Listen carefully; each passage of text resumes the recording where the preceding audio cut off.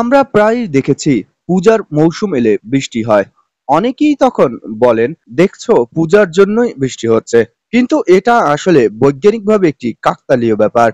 পূজা সাধারণত বর্ষাকালেই হয়, আর বর্ষাকালে বৃষ্টি হওয়াটা স্বাভাবিক। এখন প্রশ্ন হচ্ছে, ইসলাম এই ধরনের বিশ্বাসকে কিভাবে দেখে। প্রথমেই জেনে নিন, বৃষ্টি আসলে কার নিয়ন্ত্রণে। আল্লাহ তাআলা পবিত্র কুরআনে বলেন, আর তিনি আকাশ থেকে নির্দিষ্ট পরিমাণে পানি বর্ষণ করেন এবং এর মাধ্যমে মৃত ভূভাগকে জীবিত করেন। অন্যত্র আল্লাহ তাআলা বলেন, তোমরা কি দেখো না, আল্লাহ আকাশ থেকে পানি বর্ষণ করেন, তারপর তা মাটিতে প্রবেশ করান এবং তার মাধ্যমে বিভিন্ন ফসল উৎপন্ন করেন। এগুলো থেকে স্পষ্ট বোঝা যায় বৃষ্টি কেবল আল্লাহর হুকুমেই হয়। রাসূল সাল্লাল্লাহু আলাইহি সাল্লাম বলেছেন, যে ব্যক্তি বলে এই বৃষ্টি আমাদের অমুক নক্ষত্র বা অমুক কারণে হয়েছে, সে কাফের হয়ে গিয়েছে।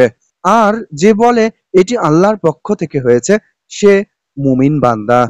অতএব যদি কেউ বিশ্বাস করে পূজার কারণে বৃষ্টি হয়েছে, তবে এটি শিরক এবং কুফরির কাছাকাছি একটি বিশ্বাস।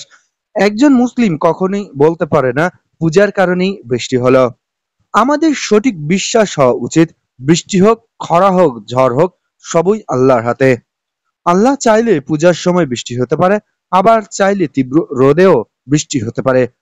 মানুষের কোনো অনুষ্ঠান মানুষ কোনো অনুষ্ঠান করে আবহাওয়া পরিবর্তন করতে পারে না। প্রিয় ভাই ও বোনেরা, আজ আমরা বুঝতে পারলাম পূজার সময় বৃষ্টি হলে সেটা আল্লাহর ইচ্ছার কারণেই হয়, পূজার কারণ নয়। আমরা ভুল বিশ্বাস থেকে দূরে থাকি তাহলে আসুন আমরা ভুল বিশ্বাস থেকে দূরে থাকি এবং সর্বদা আল্লাহর কুদরতের উপরে বিশ্বাস রাখি। আল্লাহ তাআলা যাতে আমাদের এ ধরনের কাকতালীয় কথাবার্তা এবং কুফরি থেকে দূরে রাখে। সবাই বলি আমিন।